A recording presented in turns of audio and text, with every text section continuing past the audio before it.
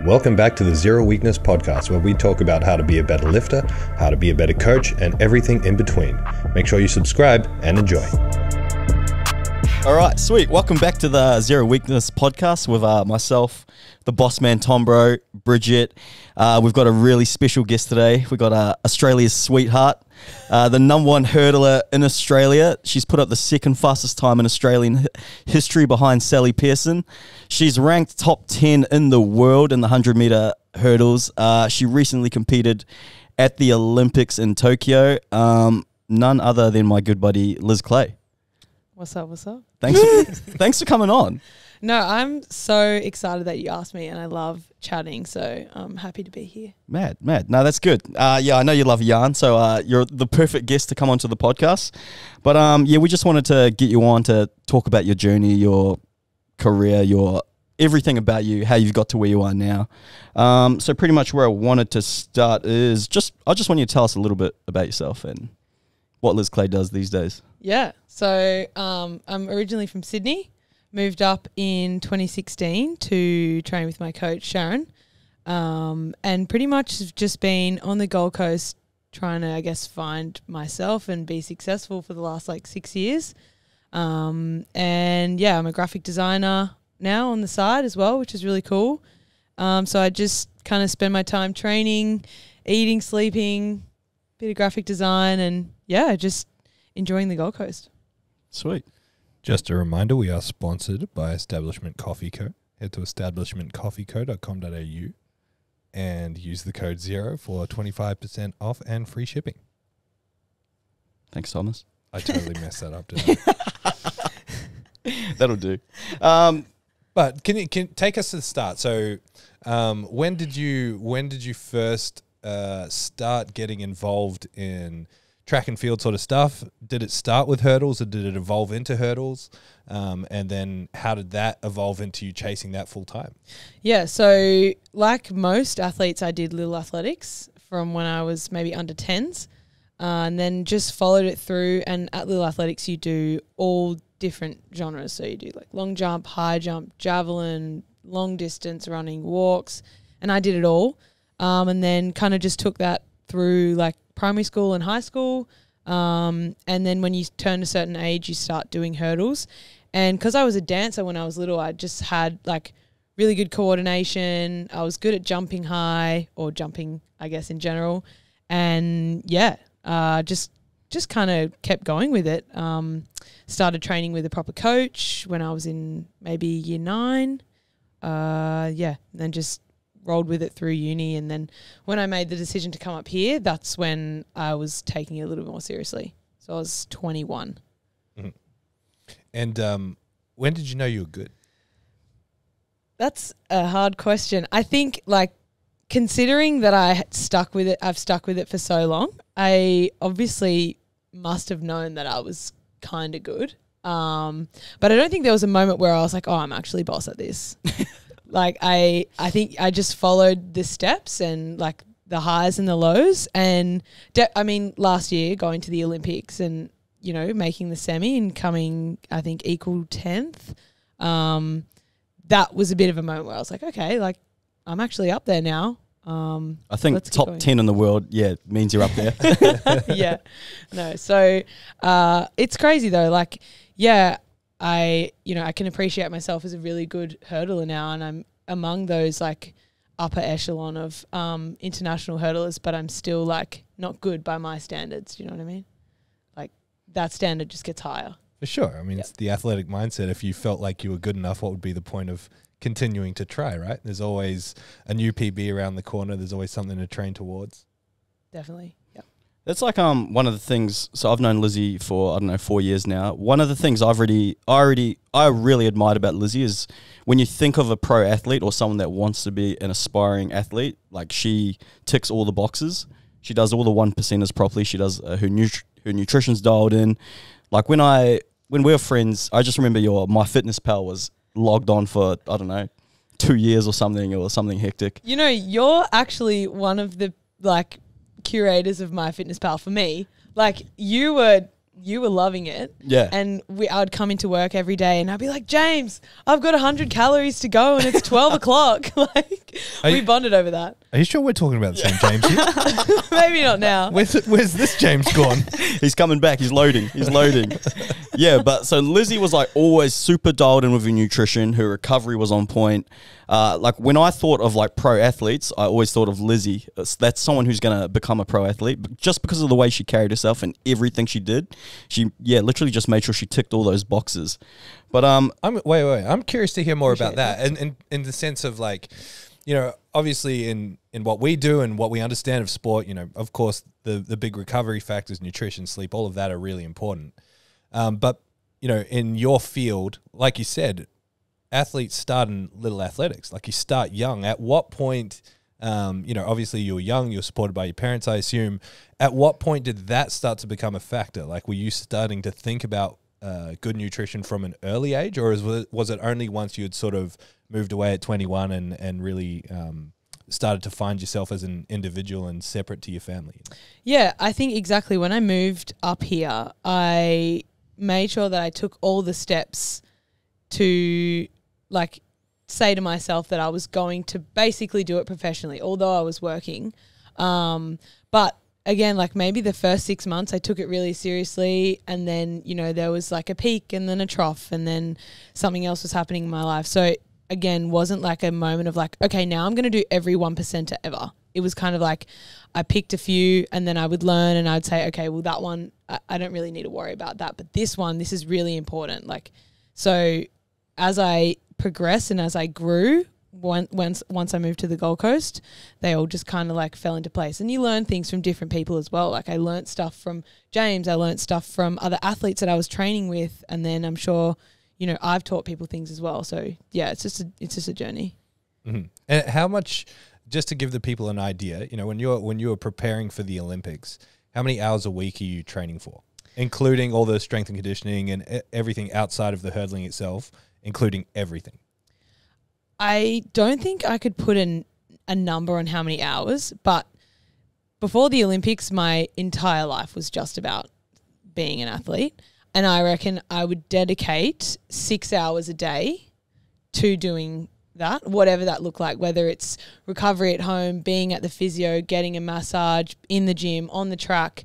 I would say 6 hours a day would cover most things, yeah. Yeah. And when you're training that hard, how much food do you have to eat to not lose weight, you know, to maintain your weight and your strength and to feel good and perform? Yeah, so, well, leading into a major competition, you don't really do anything differently in terms of training or anything. You just follow the program.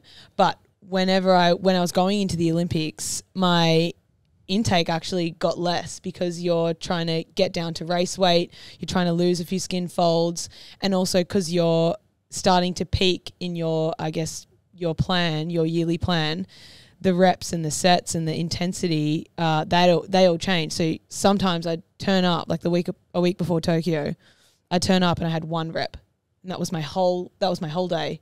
So I couldn't go home and have like 300 grams of chicken, 2 cups of rice, because like I didn't burn enough calories to have that. So yeah, I guess you eat kind of less when you're preparing for a big meet. Yeah, cool. That's so you mentioned real briefly just before, you know, the peaks and troughs leading into your hurdling career or leading up to Tokyo. Ever since I've known you, you've had to overcome a lot of injuries and things like that. I just wanted to, you know, get into your mindset and understand how you overcome those injuries and how you kept moving forward, how you kept the goal, because it's really easy to be led astray once you've had a few injuries and you're like, oh, fuck this. I'm getting older. I haven't raced in 2 years. Or how did you just keep moving forward?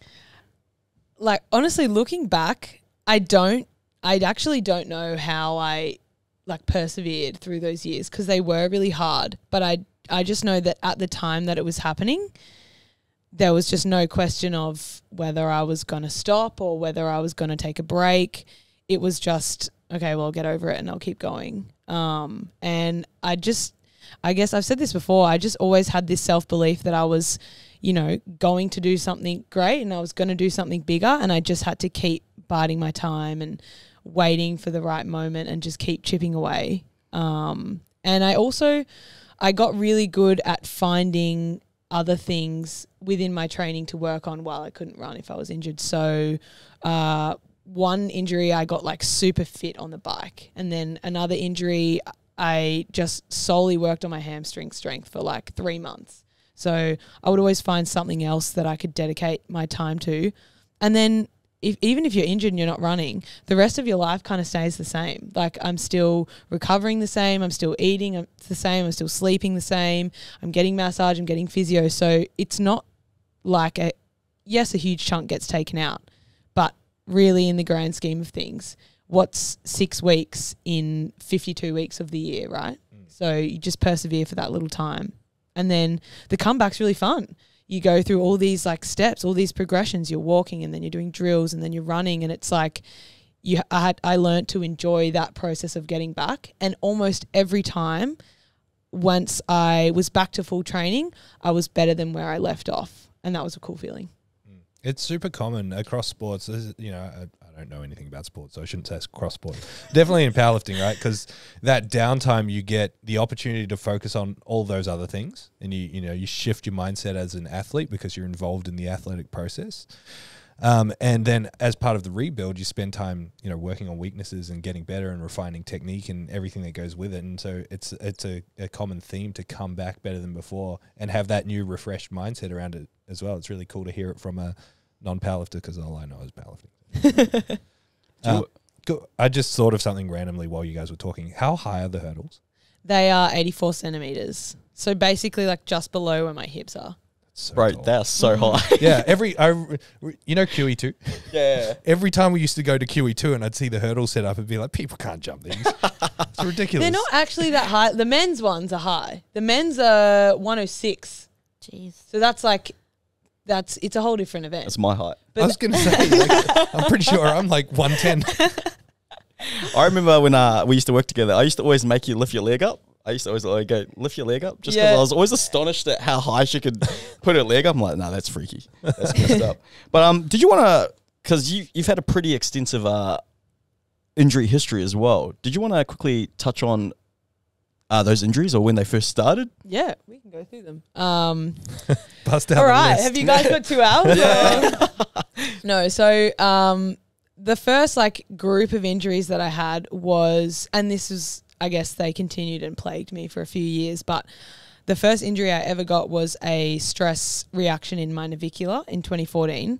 And the advice and the, recovery process that I was led on at that time was just not really well thought out. And I probably just, I was just another person with a navicular stressy at that point. Can you just tell the people where the navicular is? So the navicular is this bone in your foot that's basically like on the inside of your foot, kind of at the top of your, how do you describe it? At the bottom of where your leg stops and your foot starts basically. And it's like this really crucial bone. It takes a lot of load and it doesn't have much blood flow. So it's a very common stress reaction area in runners, and it's really hard to heal because of that lack of blood flow. The recovery from when I first got that, I just didn't do it properly. I wasn't given good advice. And so that plagued me from 2014 all the way through to 2018. Wow. It kind of was just like reoccurring. I'd always have pain there. I never would really turn up to training pain free, but I just kind of grinned and bear it because it was there. It wasn't getting any worse. And then, I had that. And then after that, I had femur, which is your thigh bone stress reactions. And that was a hard one because all you could do for that is rest. You couldn't really get on the bike much because, it works your quads, which would then pull on the bone, which is how the injury happened in the first place. Shin stress reaction. So they were all like bony things. And so I got really good at resting or being on the bike if it was my shins, or getting in the gym. I just did anything I could. Swimming, even though I hate swimming. And then, I kind of turned this corner in 2018 when I saw this really good sports doctor, and we kind of put my navicular to rest. Touch wood, but it's been going really well since then. It just took finding the right person with the right diagnosis to be like, hey, this is actually how it's looking. this is fine, and then move on. And then since then, I've been on a really good roll. I've, you have things that come up all the time, little niggles and things, which are completely normal. And I always say, if you don't have those things popping up, you're probably not really pushing as hard as you could be. But yeah, after all those bony things kind of finished, I started to get a bit of momentum and get on with training, I guess. Nice, because you're born in 94, so 95. So you're 27? I'm turning 27 in May. Turning 27 in May. How's your body holding up turning, you're, I don't know if that's old in track and field. Careful, especially James. Be very careful. 26, 27 is like, I think the median age for female hurdlers. Like, I'm probably just coming into my prime now. I've always been a late bloomer as well. So even though some of my competitors in Australia and overseas are like 21, 22 and they're running the same times, I guess everyone blooms at different ages, but I've always been a late bloomer. Everything's kind of come later for me than it has for other people. So yeah, I feel like I'm just getting into my prime now. So at the next Olympics, I'll be 29, which is pretty that's a great age. And then after that could be massive decline. Who knows? You're pretty lucky because the Tokyo Olympics, obviously they were delayed by a year. So you've got a shorter window between the Olympics, which is pretty cool. Yeah, it's perfect because 4 years is actually a really long time between Olympics. And it's hard. I mean, maybe not for me, but I know for some people it's hard to stay motivated to just keep doing the same thing day in, day out for 4 years for 13 seconds. It's so this cycle, although it's been condensed, is super exciting. Like this year we've got 3 major championships in 1 year, which never would happen because of COVID. So did you want to quickly touch on what those championships are? Yes. So we've got World Indoor Championships in Belgrade, which is I'm leaving next Wednesday for that. So it's 60-meter hurdles. So it's only 5 hurdles, but everything else is the same. It's just like cut off the last 5. Then we've got World Outdoor Championships in Oregon in July, and then Commonwealth Games in Birmingham in August. Oh, that's mad. Oregon, that's the home of track and field, eh? Yes. That's exciting. Have you ever raced there before? No. So the 2014 World Juniors that I was meant to go to, and then I had this navicular problem, had to pull out, was at this stadium in 2014, and I didn't get to go. And then they've since redone the whole thing, and the stadium is insane. Like, it's the most perfect arena for track and field, and it's like purpose built for that. So that's where it is this year. So I'm hoping to get my chance again this year in Oregon. That's sick. So what was the qualifying process for the Olympics? So there's a qualifying time. It was 12:84. And to get automatically selected on the team, you had to run that time in the qualifying period and win the national championships. So I did that. I ran the qualifying time in my first race last year, which was a big shock to everybody. And then, I won nationals and I was on the team. If you don't do that, there's a world rankings point system. And if you're in the top, I think it's 32 for hurdles on points, kind of similar to tennis world ranking system, then you get selected. And so that first race where you ran that time, were you trying to run that time? Like, I know that's a kind of a silly question. You're always just trying to run as fast as possible, right? Yeah. Like, were you kind of gunning for that time, and did you have it on your shoulders when you went into it? No, and I think that's part of the reason why I ran so well straight off the bat. I knew that we all knew that I was in really good shape and that I was ready to do something pretty good. But it just so happened that on that day, I was just running with no fear, no expectations. The conditions were amazing. I had a solid competition in the race. There was another girl who was right on my tail. And I just ran this perfectly clean race, crossed the line, and I ran the exact qualifying time. And honestly, other than winning nationals, it's probably like the best day of my life. It was amazing. So when you went into nationals then, because you already had the qualifying time, you mentioned that you had to win nationals as well.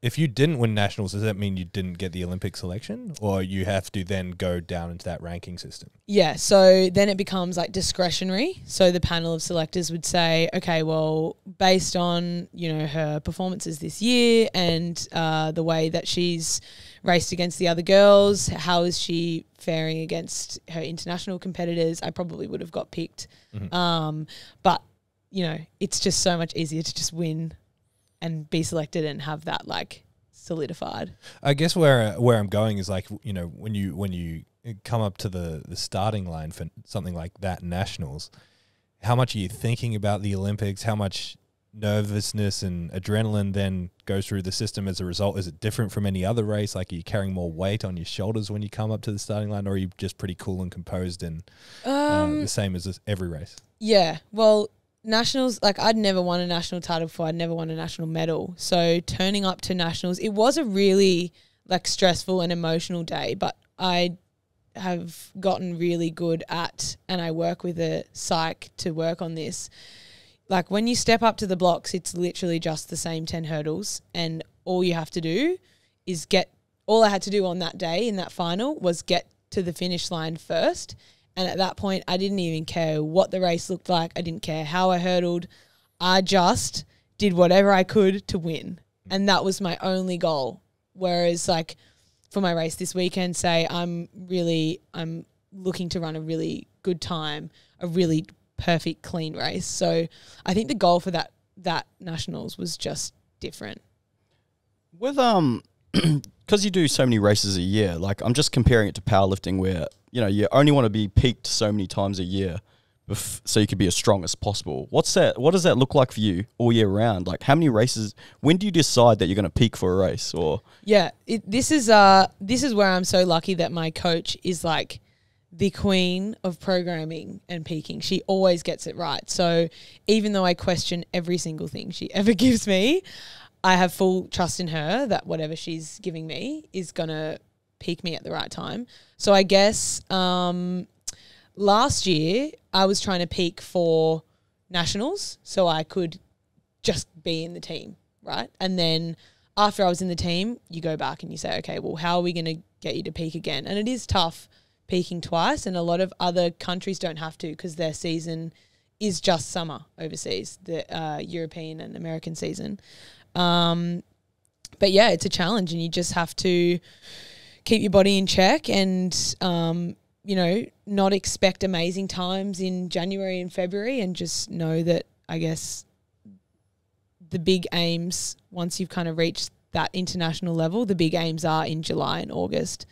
Although you still have to run quick in March. So, it is a bit of it's a juggling, I guess, game. It's a little bit different because in powerlifting, you know, we can put up a token total.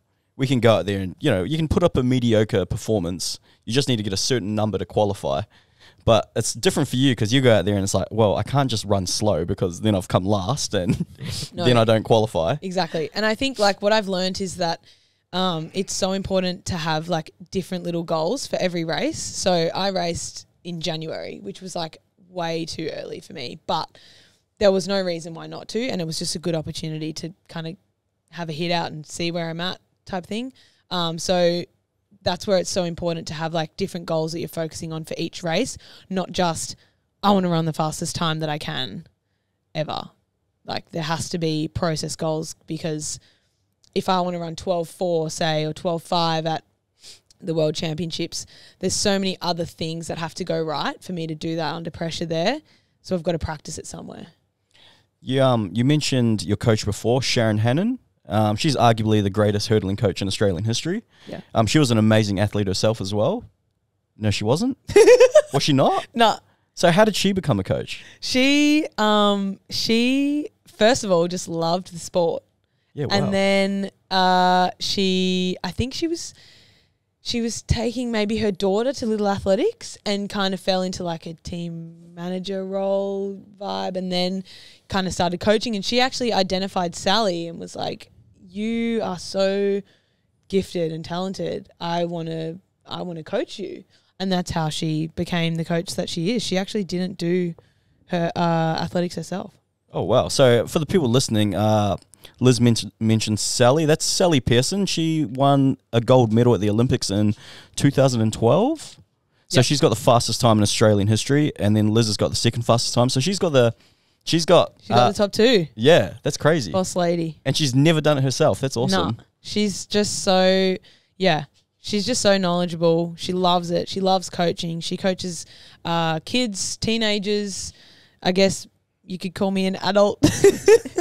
But yeah, she just loves it. Is Sally Gold Coast based as well? Yeah.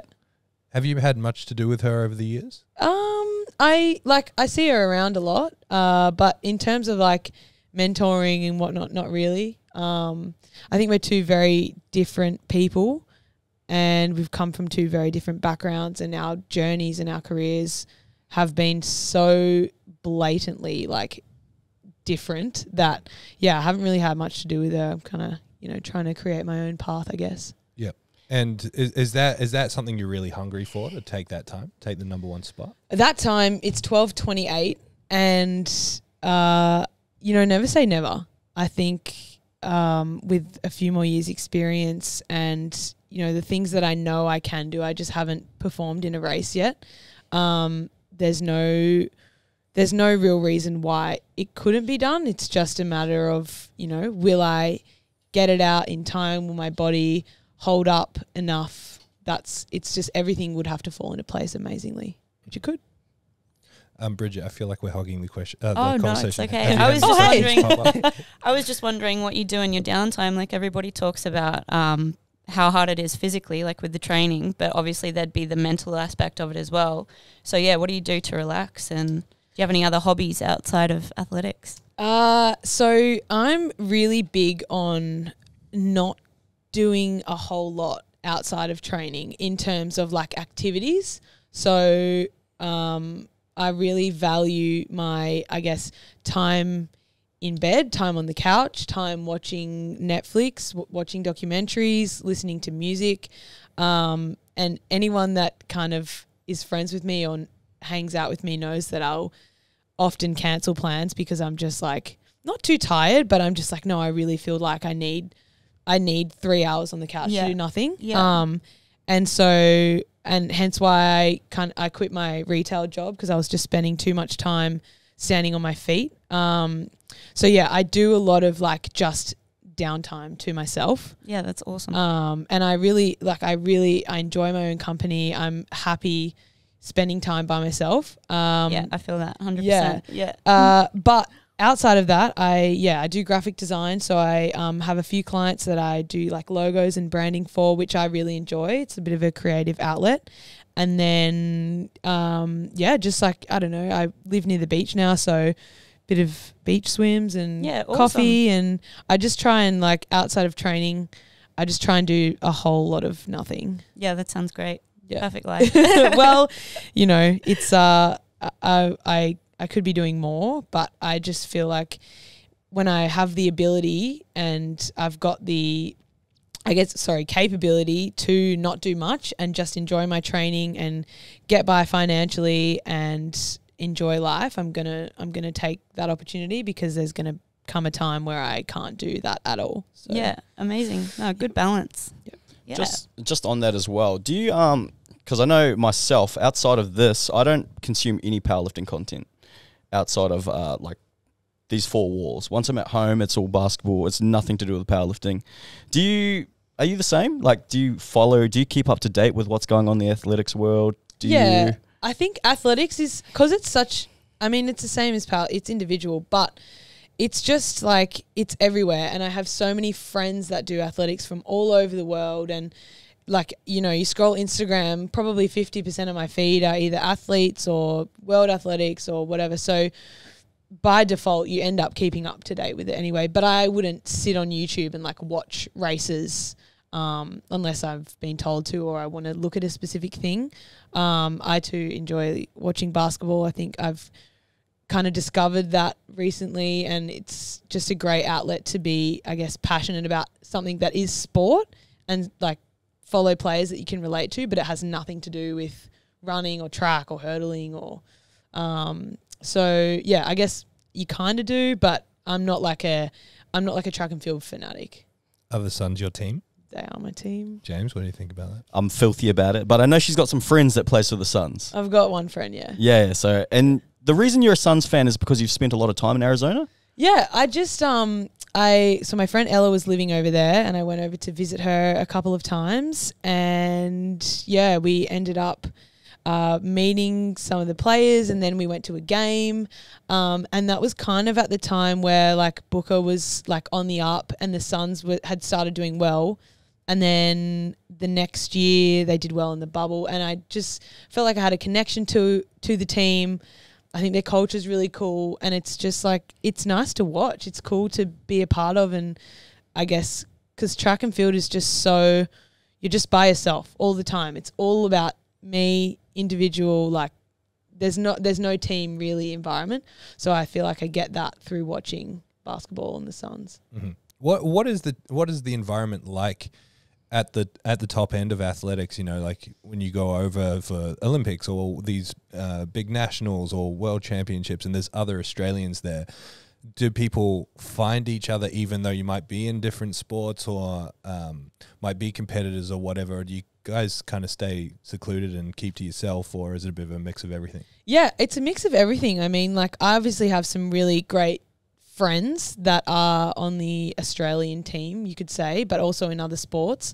But when you're at something like the Olympics, I mean, for us in Tokyo, we had like 10 days in the village, and every day leading up to the event was business, you know? So it wasn't so much like, yeah, you saw people and you got breakfast or whatever. But I think at a different Olympics, like in Paris, when there's no COVID, it would be like you would hang out with a lot of people and you go see your friends from other countries and things like that. But yeah, everyone would tell you they've got a different experience. Some people would have heaps of friends in the team. Some people would have never met anybody in the team because they've been overseas.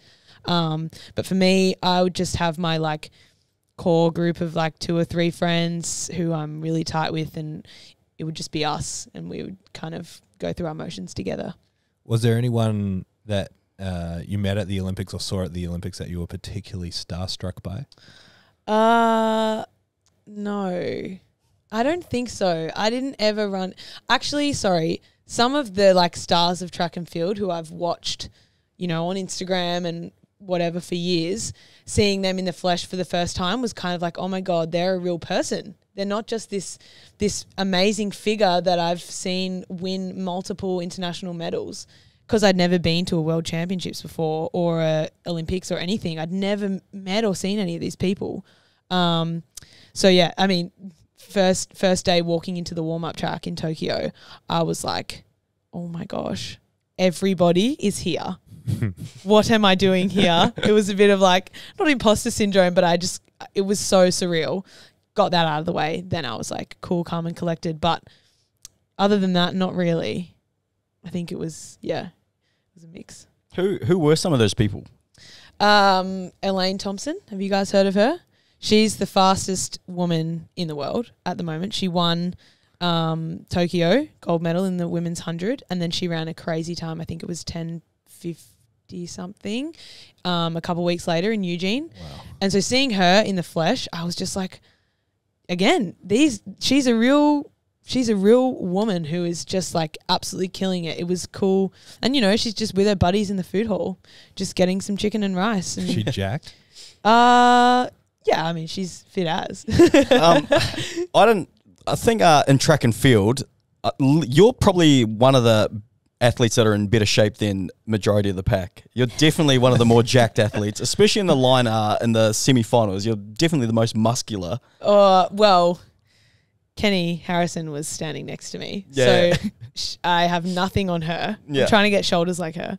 But I mean, I think I take pride in every aspect of my training, and like being as fit as I can and strong and fit is such a big part of that. And also I run my best when I feel my best. And if that's what it takes, if it takes looking like shredded and, you know, being really strong to run my best, then I'm going to do it. And I think I'm not naturally gifted like a lot of athletes are with speed or with power or with strength. I've kind of got a little bit of everything and I put it together in a way that works for me. So I can't afford to turn up to a race out of shape, and I can't afford to turn up, to the Olympics not in the best shape of my life. I had to turn up ready to go. Mm-hmm. So, I guess that comes with. That's like the price of admission, right? Mm-hmm. That's why we do what we do. Can you, because it was really interesting. We had Alex Glenn on a week or two ago. And I hadn't heard firsthand what it was like training and existing in these bubbles. I'd only heard of the word bubble from him last week. So when you were going through that phase, and so for those who don't know what I'm talking about, for athletes and for certain people, they had to exist in this bubble around COVID stuff, right? What was that like for you? What sort of stuff or restrictions were in place? What was it like in terms of being a little bit caged and locked in? How did you find it? From the athletics team didn't really have to be in that kind of bubble environment that he would have spoken about. Our camp before we left to Tokyo was in Cairns, and we were staying at a really nice kind of hotel resort up there. We didn't really have restrictions because at that time in Cairns there wasn't much COVID. But I mean, I loved being on camp. Like you turn up, every meal is cooked for you. You don't have to pay for anything for 2 weeks. You're just solely focused on being the best version of yourself, running amazing, having a good time. So I think it wasn't really a bubble, but I loved that little part of it. And you always have a camp before you go on any, major team. Mm-hmm. So you emphasize that point there, and we spoke about this off air, before the show. You emphasize the point that you didn't have to pay anything, and I really wanted to hear from you so the audience can hear the reality of what it's like to be an extremely high-level athlete in terms of how much support you really get, how much of this stuff you actually have to go out and do yourself. It's not like once you get to a particular level in most sports that you just a queen that chauffeured around and fed and paid and looked after. The reality is a little bit different, right? Yeah. And it's different for everybody. Like, I'll be the first to say that I've been pretty lucky and I guess blessed with the support that I have received up until this point, considering I wasn't number 2 in Australia and I wasn't winning national titles. I was pretty lucky through that. But it is crazy. I think a lot of people, you're right, think once you make the Olympics, that's it. You're like a professional athlete. You're just, you're making heaps of money. You're just, doing what I do, go to training, come home, lie on the couch. But there are some tough times. And so basically you get supported if you make the Australian team for whatever year. So when I made the Olympics, you get flown to the camp, you're looked after on the camp for 2 weeks, then you're flown to Tokyo, you compete and everything's taken care of. And most of the people on the team would get, a fund kind of to help them with expenses of being on the team, whether it's flying coaches to the camp or whatever. But you don't get a salary. You don't really get anything, to be honest, other than maybe, some airtime and some sponsors might see you and pick you up afterwards. But it's crazy. Once you finished at the Olympics, I went to Europe and continued competing. But when you come home, it's pretty much just back to normal. And I've got a cool ring to show for it. You just continue on with life the way that you did before. Mm-hmm. Just touching on that, like you said, it was back to normal. What was it like you said, you go to the Olympics, you're on an absolute high, you're on the world stage, literally the whole world's watching you. You had Australia obviously on your back. What was it like, being so hyped up and then coming home and it was all over? Like, do you want to talk about what went into that? How was that? How was that whole experience? It was and I've been reflecting on this a lot in the last month, I think, just because I've finally started to, I guess, come out of the slump that happens after the Olympics. But yeah, essentially, you know, you're at the pinnacle of your sport. You feel like everything for that kind of 3 or 4 weeks, everything is about you. Anyone that talks to you, any conversations you have, it's all about you. And it's, you know, it's amazing because you've worked so hard to reach this point. And then, yeah, I went over to Europe afterwards, continued competing. Didn't go really well because I'd been trying to peak for so long and I was just so tired and you know, I was away and it was COVID and I knew I had a 2-week quarantine to do when I got back. It was a slog. So anyway, did that, came back, did my 2 weeks quarantine, and I didn't have a home to come home to because I'd moved out before I went to Tokyo. So all my stuff was in storage. So yeah, came home, got all my stuff out, moved into a friend's place, and I just felt so uneasy. My friends, they took me in, thank you so much. But yeah, it was a really tough period. And then I found a place to live and then settled in there, and I was just kind of like, wow, like, what am I doing? I've just done this amazing thing. And yeah, we had a little celebration and a party, and then it was like suddenly I was back in the Gold Coast in terrible shape because I'd just spent 2 weeks in quarantine and a week in Amsterdam enjoying myself. I had bills from quarantine to pay and bills from paying for my flight home because it was expensive at that time. And then a whole bunch of other things happened, and there's bigger problems going on in the world at the moment. But in that time, it was just like my car broke down. I was living by myself. I was just so sad, you know?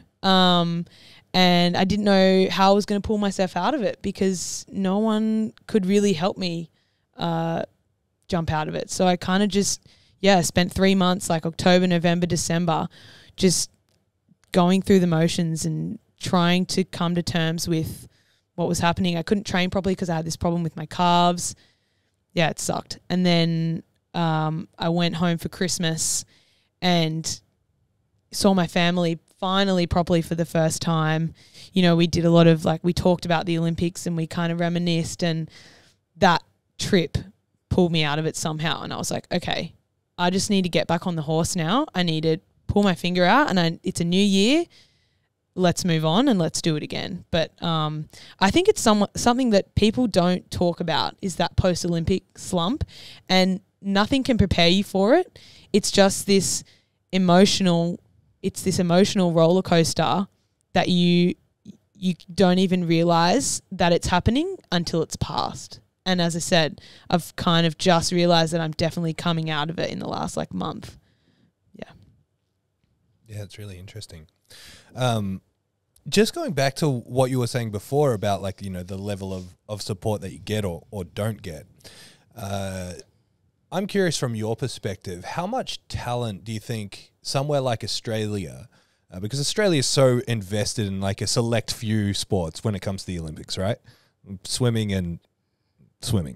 How many up and coming athletes that could be the absolute best, that could be world superstars, I'm sure in Australia there's tons of them that, go through the little athletics process and then just don't have the family environment, the money, the transport to continue training and showcase their ability. Do you think we lose a lot of people off the face of the athletic world because of that? I feel like 100%. Athletics in Australia, and where James and I grew up in New Zealand, is just a nothing sport, it's so left behind to these juggernauts of cricket, whoever enjoys cricket. Can't relate. Yeah, it's honestly insane, and I've said this to so many people. If you end up making it in athletics, in whatever, I guess, sense of the word that is, in Australia, it's because you either have really supportive parents, you've stumbled upon an amazing coach when you were young or at the right time who's seeing you through and who's kept you motivated to stay in it, or you've been lucky and had some tiny bit of support from maybe the state institutes. But people, men especially, if you're fast, they just go play rugby or they go play sevens or they go play another sport like AFL where they can make money. They're on a salary. They have support from the moment they step into the training facility at 8 o'clock or 7 o'clock until they leave in the afternoon. Whereas athletics, it's just you. You have to find your whole team. You have to find the coaches. You have to find the physios that work for you. And it's not until you have actually made it that you start getting support, and it's always too late. And such a catch-22. It's like you have to make it to get the support, but you need the support to make it. Exactly, and that's where so many people, especially in Australia, lose out to the sport. And so I think, it's a credit to every athlete who was on that Olympic team. Like most of those, a lot of them have gone to college in the US, which is an awesome system if it works for you. But yeah, a lot of the other people on that Olympic team they've seen themselves through to get there. They've literally gotten themselves there. Is there any, and this is probably a loaded question, so feel free to say, shut the fuck up.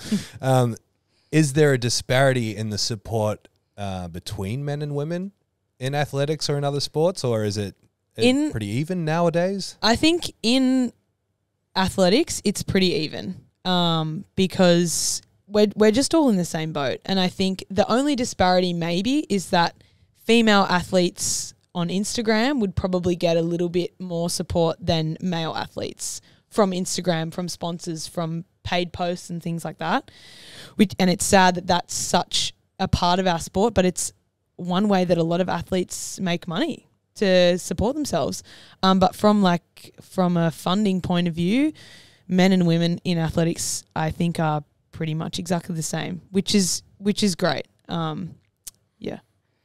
You mentioned before the collegiate route that some people go. They go to college in America. I used to consume a lot of Tin Man Elite. Have you seen their content? Yes. One of my friend's brothers is actually in that squad, Jordan Guzman. Oh, mad. Yeah. So I used to watch a lot of Tin Man Elite stuff when I was an aspiring runner for about 5 minutes. So I love all their content. But I was just going to touch on, because I know once you're done playing college basketball, if you don't make the NBA and you don't decide to go pro overseas, that's kind of it. What's the go with track and field or athletics? Is that it? Well, in the States, if you go pro, you get a contract from Nike or Adidas or Puma. Go Puma. And that's kind of you going pro. If you don't, and there's a lot of athletes that don't because they can't get a contract, you find a training group and it's the same as here, I guess, fund it yourself. And it's often a lot harder for college athletes, I think, because they go from having that setup where everything is organised for them. It's all the coaches are there, the recovery's there, and then all of a sudden they're out of the college system and they're just fending for themselves.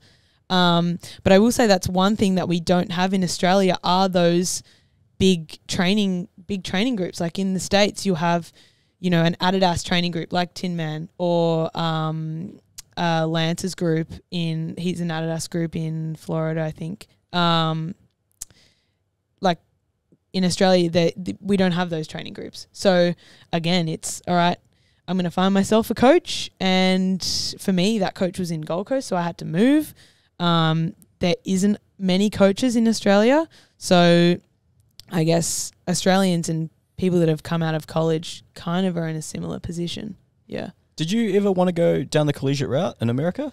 I thought about it, but I didn't want to be away from my family, and I wasn't ready. And I'm really glad that I didn't go, because I think if you look at my injury history and the time that I would have been there, I would have really struggled, and I wouldn't probably have gotten anything out of it. Yeah. Yeah, awesome. Well, we've chewed up quite a bit of time. Before we ask some of these questions that we got through Instagram, Bridget, do you have any last questions? No, I was interested to get into the Q&A with you actually and see what the people want to know. Yeah, let's go. All right, I've narrowed it down. Some of the questions were pretty silly, so I got rid of them. I'll give this to Bridget, but I'll ask my question first. I've seen some of your DMs, and oh my God, I've seen some of them are pretty hectic. How do you deal with? How do you navigate your way through social media and dealing with some of those borderline creepy DMs and things like that? I mean, the DMs, it's just comical. I just laugh at all of them because you know, I don't give them any thought, any of my energy, any of my time. But I mean, it is kind of funny to look at. Like sometimes I'll go into my requests and just see what's in there. Sometimes, yeah, it's creepy men on the other side of the world, you know, offering to pay me for a foot pic or something. Like it's so inappropriate. But sometimes it's, you know, a 12-year-old girl from Newcastle who's like, Liz, I'm struggling making the distance for my 90-meter hurdles. Can you give me some tips? And I remember sending those types of messages when I was their age, and the elation that I had when I got a message back from whoever it was just like so amazing that if I come across one of those, I always try to reply, because That's so cool. I don't know, I've been in their position and I know, you know, it's probably not going to make any difference to their actual running, but for them that day, you know, their idol replying to them is just like, whoa, best day ever. So I've actually been with you in one of those scenarios when we used to work together. These two girls came in and they were like standing there for ages, and I was just looking at them. They looked pretty fit as well. Yeah. And they were just staring at you, and I was like, do you guys want to go talk to her? You can. She's super nice. And I just remember they went and talked to you and, you know, got photos and that. And I think that's super cool because, like, I don't know about you, nothing's worse than getting crushed by one of your idols or meeting one of your idols. And it's like, well, fuck that bloke. That guy was a fucking piece of shit. 100%. And, like, I was at state championships on the weekend, and, like, so many young girls and boys came up to me asking for a photo and asking to chat. And I just always make an effort to ask them their name, what event do they do, did you compete today, how did you go, because like you don't know what is happening in that little kid's life, and that could just make their day. And if they can go home and, you know, tell their mom or tell their dad or tell their friends that, oh my God, I met Liz and, you know, she was really nice, like that makes me feel happy inside. So yeah, I always make an effort.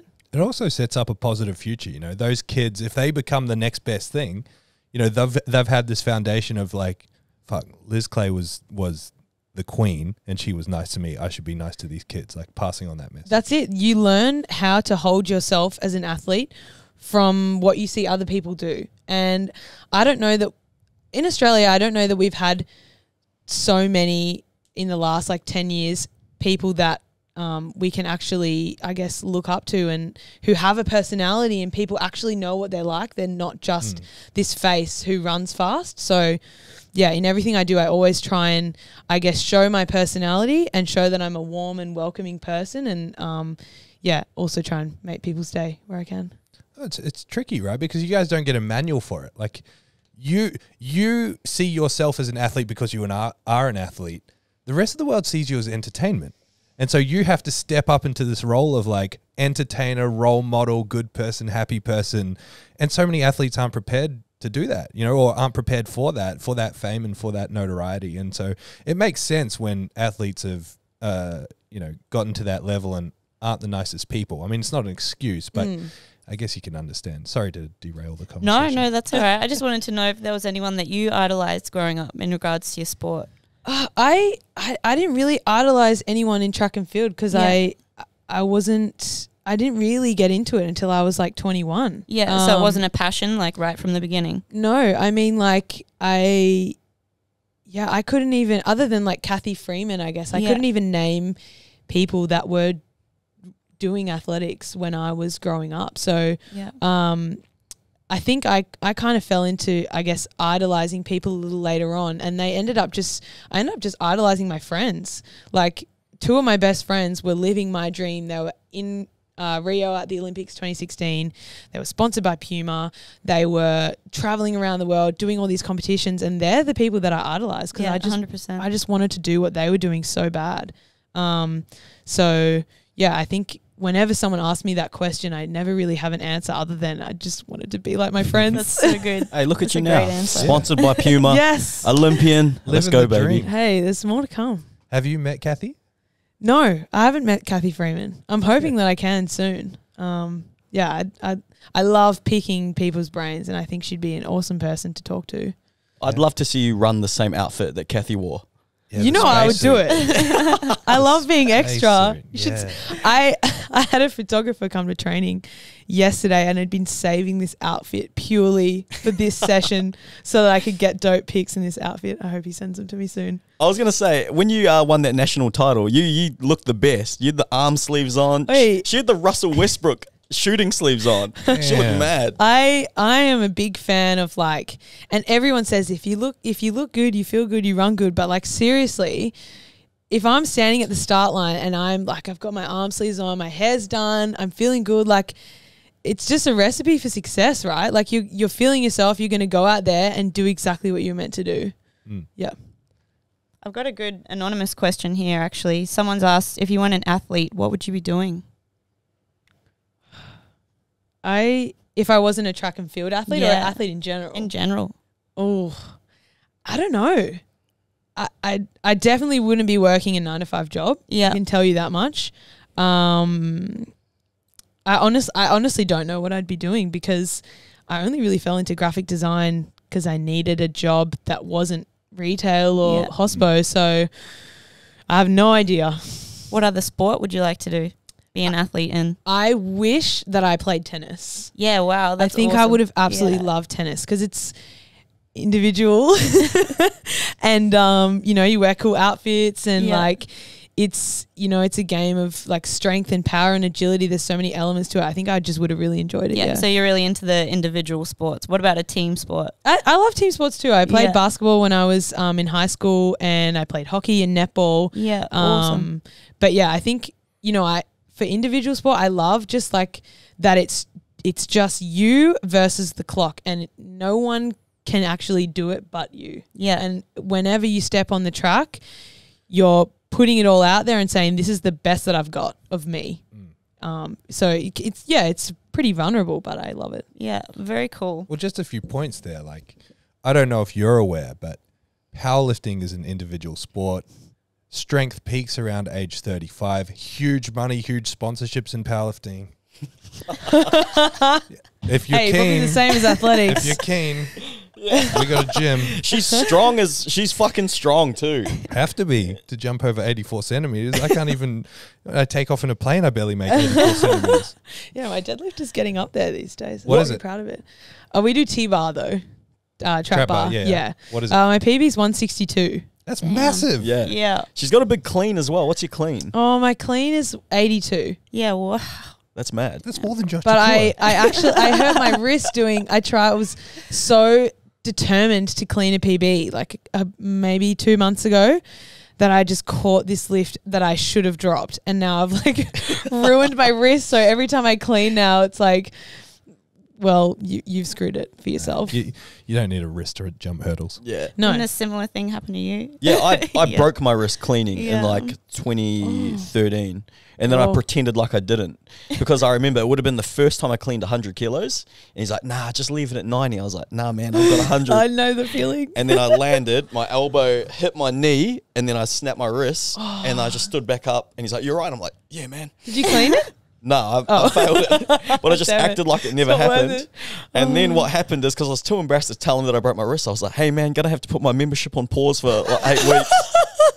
Yeah, I'll see you in 8 weeks, man. Going back to New Zealand. Yeah, but no, I broke my wrist. At least you learned your lesson. Don't max out off program anymore. I'm still doing that every week, baby. Stick to the plan, James. So our special guest from last week, Alex Glenn, he wants to know, how would you go in a 40-meter sprint against him? I love how he specified 40 because he couldn't make it to 100. I like how he said against him. I like how he's trying to preface his fast. Like, it depends. Like, are we on grass in footy boots or are we on track in spike? Doesn't matter. You're Let's going to go beat him track. anyway. Yeah. We're Yeah, calling I him out now. I reckon I'd go all right. My Yeah. first 30 is pretty hot. Man, Alex Glenn, she's calling you out, brother. Yeah, we'll do it. Zero will sponsor it and we'll set up the race of the century. Yeah. Hey, let's do it. Just the Liz Clay smoke show. But he also wants to know, what's been the biggest challenge in your career and how did you overcome it?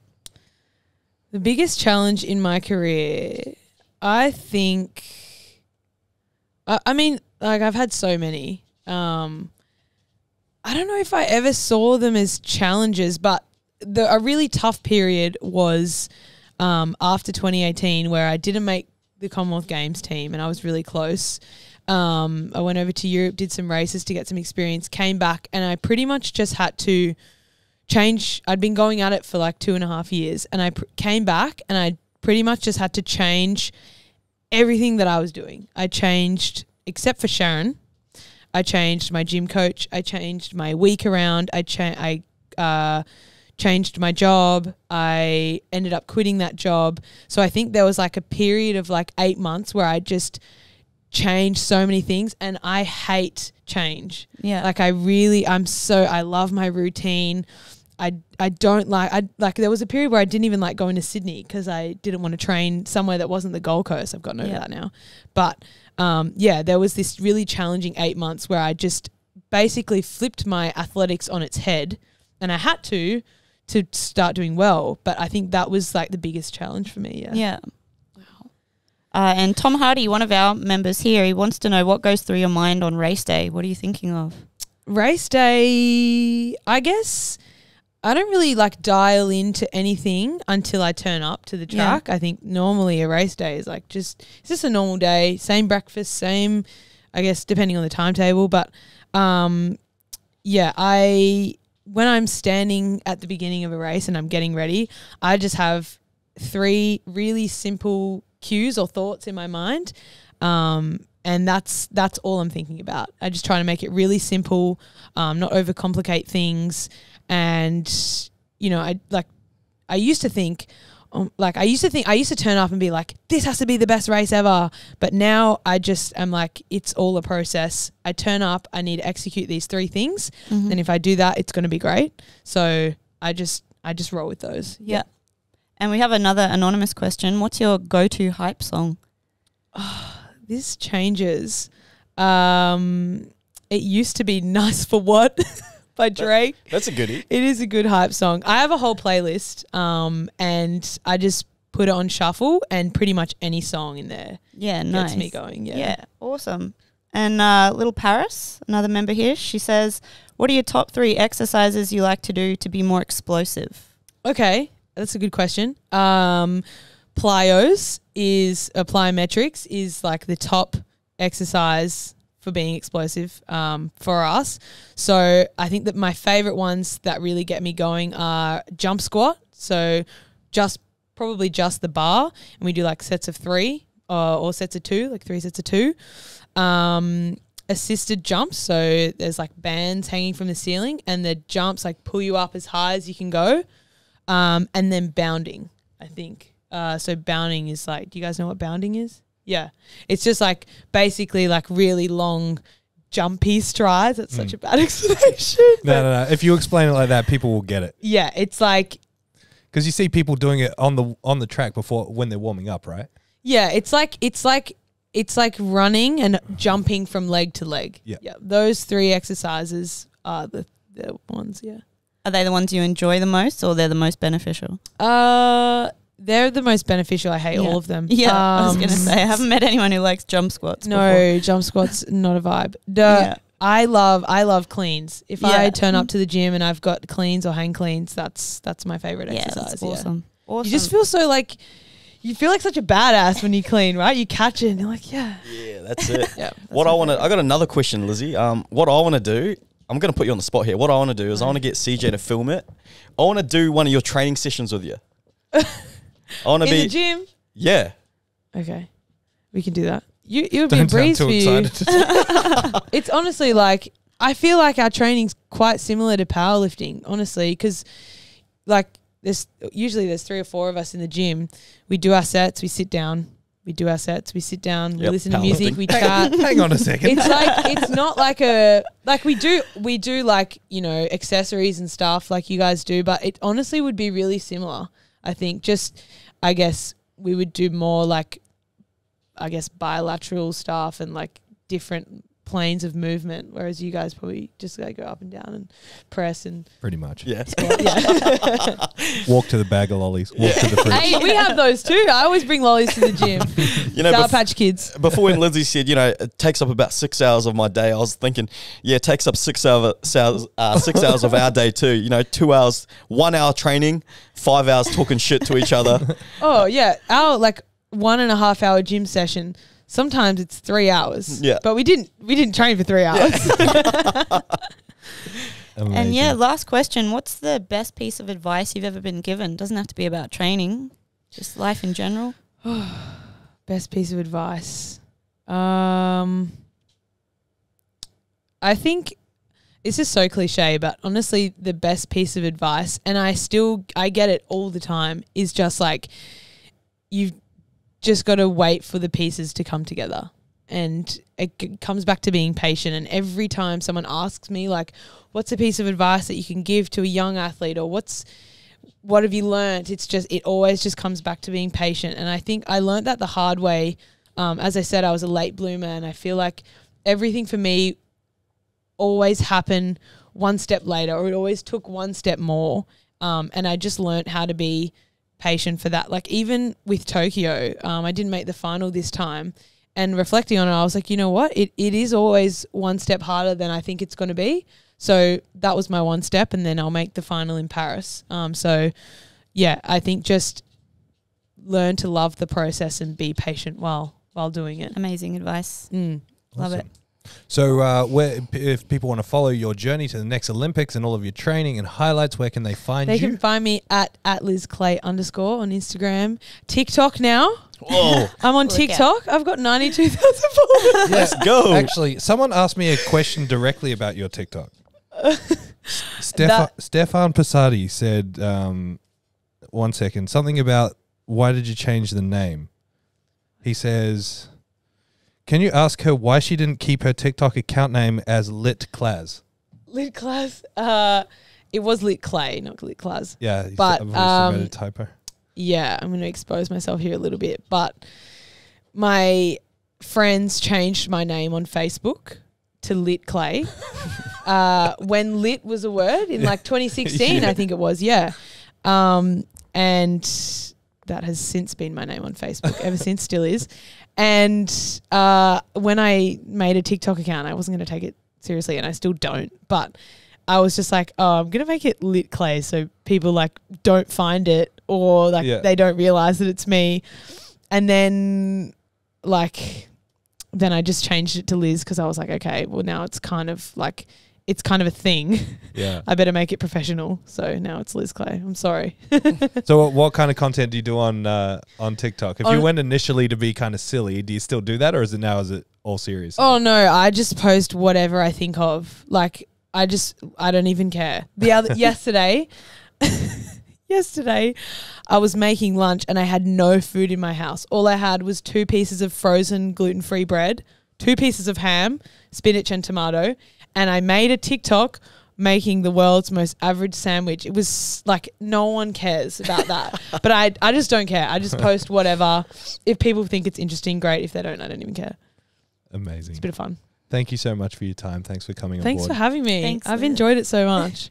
And this room is really aircon, unlike my house. So it's been great. All right. Catch you next time. Thank you so much, Lizzie. Thanks, James. Thanks. Thank you so much for listening to the ZeroW Podcast. If you want more information, head to our Instagram, ZeroW_weakness. Hit the link in the bio for all of our services and any information on upcoming workshops and events. Don't forget to leave us a 5-star review so we can have a broader reach and answer more people's questions. Thank you once more.